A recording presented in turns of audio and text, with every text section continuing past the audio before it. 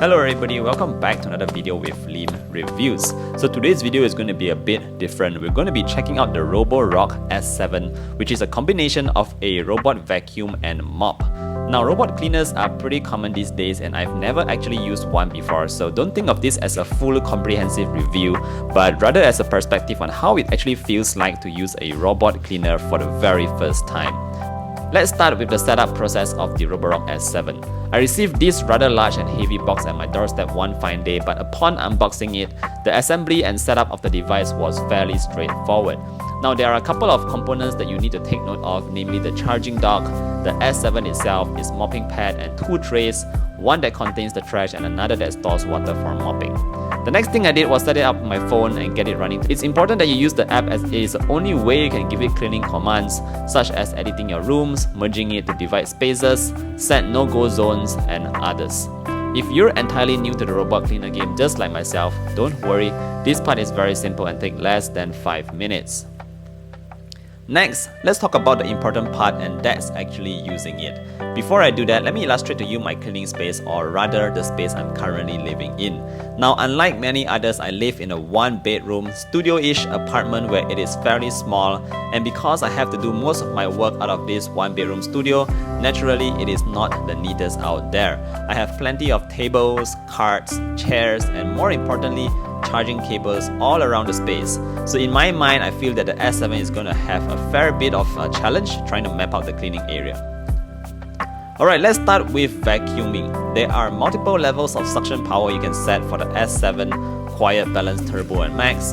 And in most cases, I don't have tons of crap on the floor, so I just went with balance, because when you boost it up to turbo or max, it does get really loud and annoying.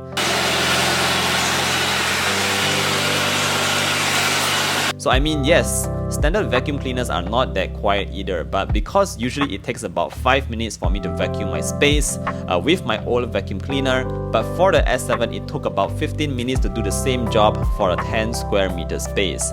So imagine if you're just doing work or trying to rest, it will get annoying. While I noticed that the S7 did a pretty good job with sucking up all the dust and crumbs, and especially hair from the floor, I must say that the S7's single brush got stuck pretty quickly because of the hair and could not spin properly. I then had to unscrew it to remove the hair. Another slight issue I noticed was that the single brush tends to push away any dirt you might have on the ground away to other areas of the floor, causing the overall area to not be entirely free of dirt, but rather all this dirt has just been switched off to the sides. So this is something that you might want to take note of. I have not found a way to turn off the brush yet, but hopefully it's somewhere in the app.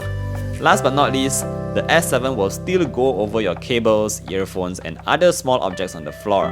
So I haven't got my earphones fully sucked into the robot yet, but I don't see why it won't happen some other day. Next, let's talk about mopping.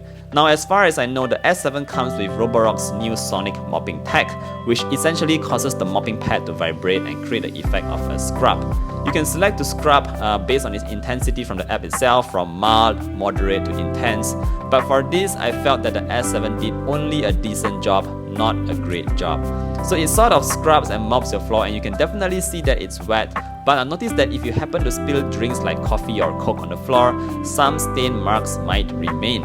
So in my case, I spilled some orange juice onto the ground, and the S7 did manage to mop it away, but it left a slight stain, and also the floor ended up quite sticky even after that scrubbing.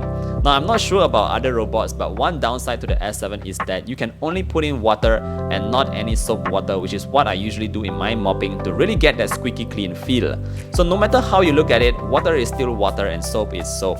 So my suggestion here is that just think of the S7 as a helper and not a full-blown cleaner. If you do happen to spill colored drinks on the floor, grab a cloth to clean it up first before sending the S7 to go over and mop it. It's not that difficult, and how often do you actually spill colored drinks anyway? Otherwise, on a typical day, the S7 does an acceptable job of keeping the floors fairly clean. Last but not least, let's talk about the S7 sensors. To put simply, how good is it at making its way through your home? Will it be able to squeeze through tight corners, and will it be able to go over your rugs? Well, I've been able to test that out, and in terms of avoiding large objects, certainly the S7 does that pretty well. Chairs, tables, boxes were all avoided after occasionally being bumped once or twice. It's actually fun seeing the S7 maneuver through all the furniture in the house. As for carpet detection, yes, it can definitely detect your carpets, and in my case, my floor rug, which is too lightweight to actually go over and suck the dirt out from it. But for me, I set the carpet detection to high, so the S7 avoids it altogether, and it did so quite okay-ish. What I mean by that is that it did avoid the rug, but it was still pushing it around here and there. Not a big deal. Alright, conclusion time, guys. I think that's all I have to share based on my experience with the ROBOROCK S7. Is it perfect? No. But will I still use it? Yes. So again, my thoughts about robot cleaners stays the same, and just like the S7, these are complementary to your lifestyle and not full-blown cleaners that are going to be replacing your house mates if you have those immediately. The technology showcased on the S7 is impressive, and considering it's the latest model from ROBOROCK, you can expect it to be the best cleaning performance from this particular model. For more details on where you can get your hands on one, check out the links in the description below if you want to get it. But otherwise, this is my experience with the ROBOROCK S7. Let me know if you have any ideas on how to actually use it in a better way. Let me know down in the comment section below, and I hope you learned something from this video. Otherwise, stay safe everybody, and I'll see you guys in the next one. Bye!